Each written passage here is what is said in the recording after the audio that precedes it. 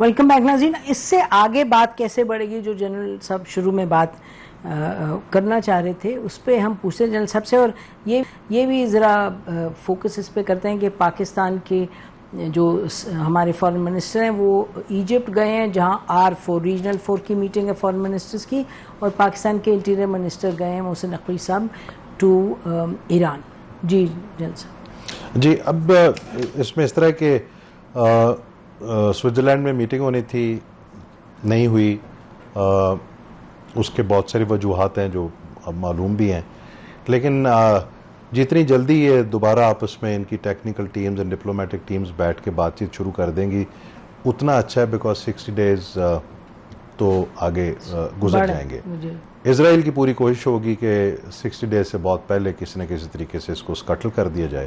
میرا نہیں خیال unless there is some very real pressure on Bibi Netanyahu, they will continue to do what they're doing in Lebanon. As we speak, their strikes are going in.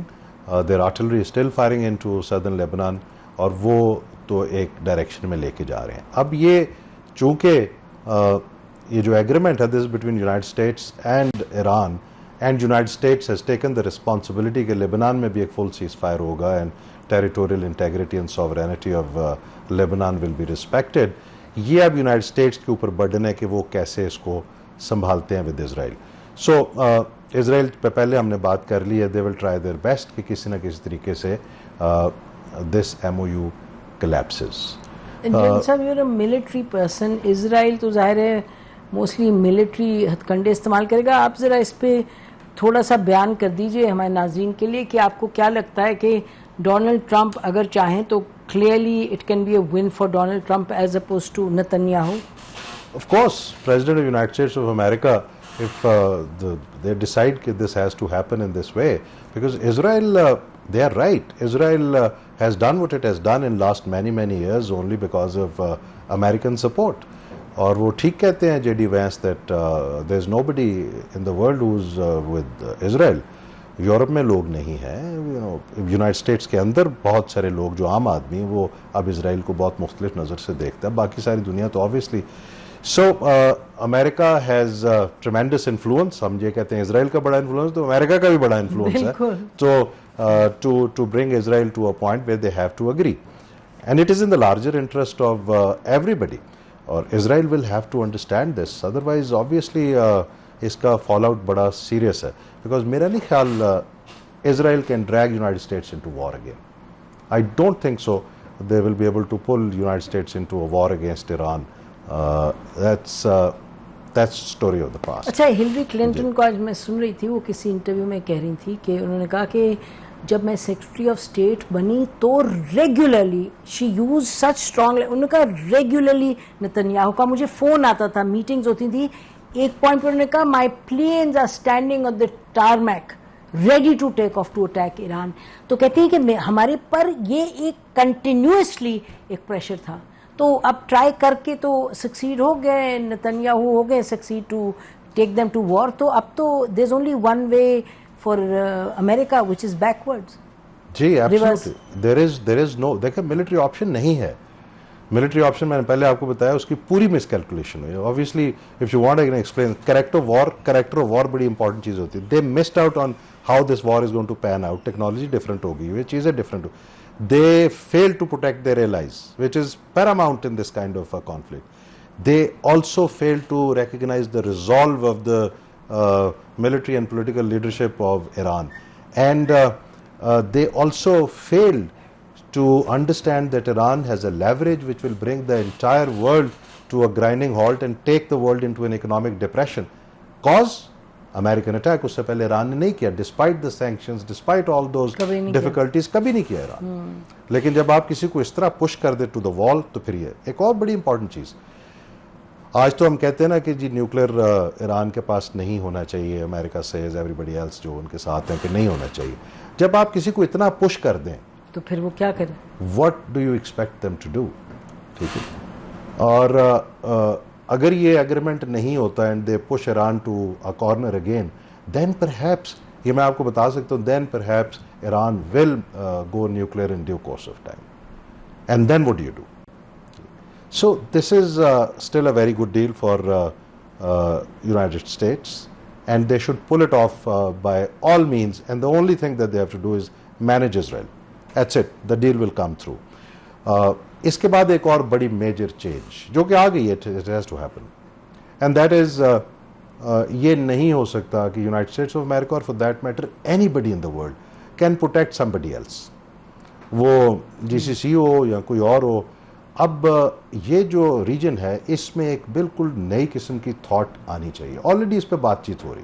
देखिए Saudi Arabia ने and some other countries, आपने कुछ जिक्र भी किया, they are already talking about a non aggression agreement and then an economic relationship. याद करिए second world war के बाद जब इतना कुछ हो गया तो यूरोप में सबसे पहले डिफरेंसेस बहुत ज्यादा थे, लेकिन एक इकोनॉमिक मार्शल प्लान लेके जी मार्शल प्लान तो आया, उसके बाद एक economic cooperation between the European western European states हुआ. I think we should learn from that. और Iran and Saudi Arabia and Turki and Pakistan and Egypt and other GCC countries, we need to develop that kind of a system जहां पे non aggression clearly, because strategy will protect you, weapons will not protect you anymore. Absolutely. Dialogue, diplomacy, not weapon. 100%. So therefore strategy में अब ये जो हमने inward एक दूसरे के साथ एक alliances develop करने हैं, the time has come for that to accelerate those alliances. और alliance अब कर लेना चाहिए non-aggression and economic relationship within this region. वो इस तरह का होना चाहिए कि possibility of an aggression otherwise is ruled out.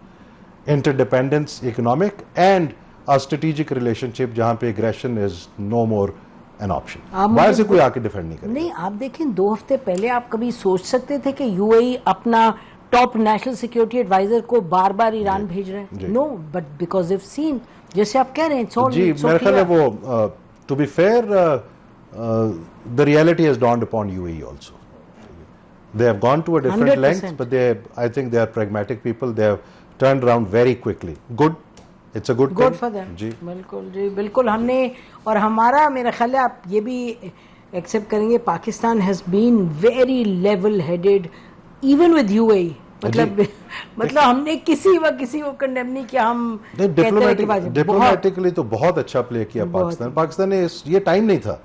This is not the time. हालांकि हमें पता बहुत कुछ हो रहा था, बहुत सारी वो ट्रिगर्स भी थे, बट आई थिंक पाकिस्तानी जो लीडरशिप थी उन्होंने उन चीजों को मैनेज किया बहुत अच्छे तरीके से. ट्रूली क्लासिकल डिप्लोमेसी में we took the. Now this has to be converted, इंशाल्लाह this will be converted into strategic economic dividends. उस पे बात करते हैं नाज़रीन आफ्टर द ब्रेक. शुरुआत है इंशाल्लाह. 60 दिनों में things will move further in the right direction, positive direction.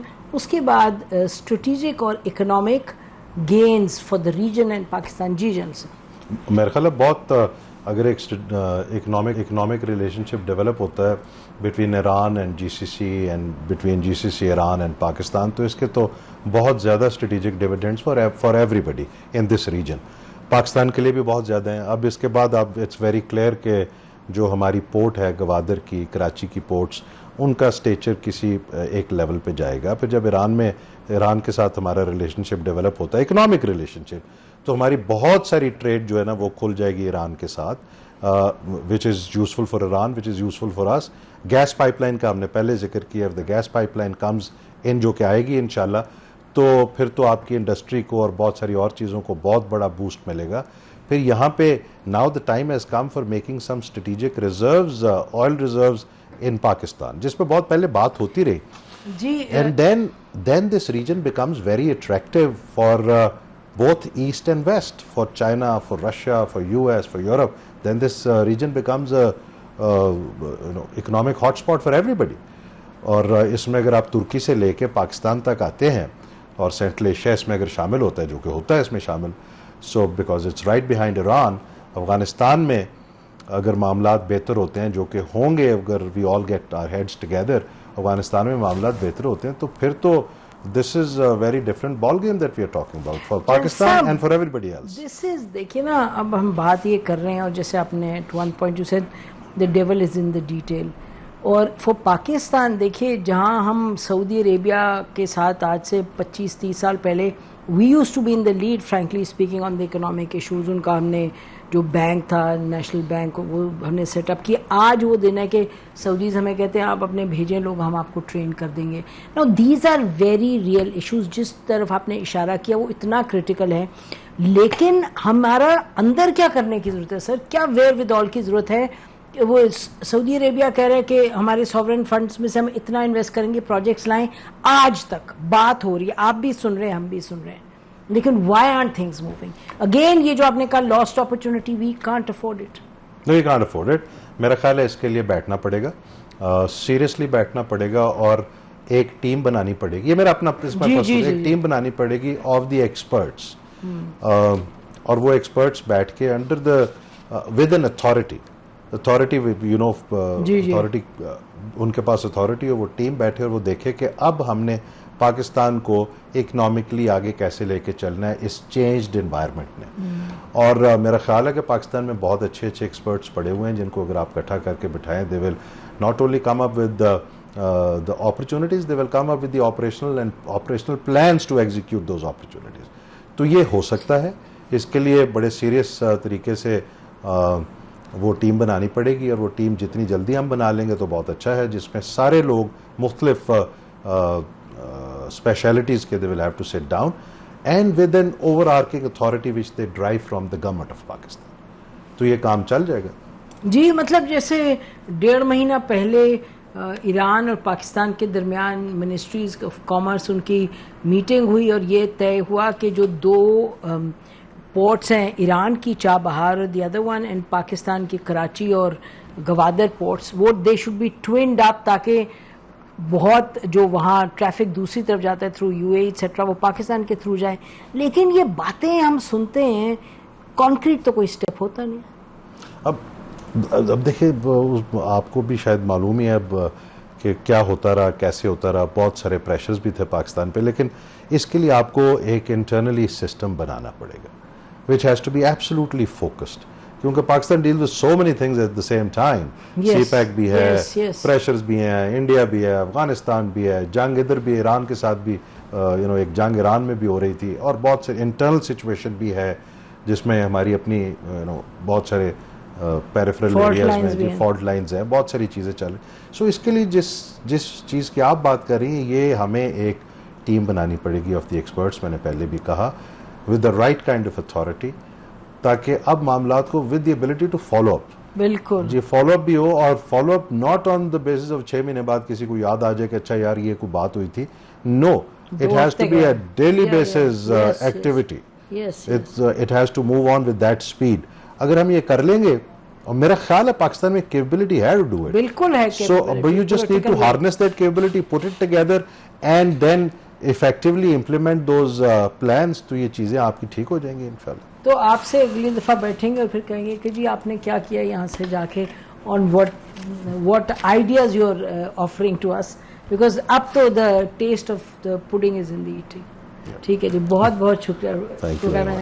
ناظرین, اسی پر آج کا پروگرام ختم کرتے ہیں. خدا حافظ. پاکستان زندہ باد.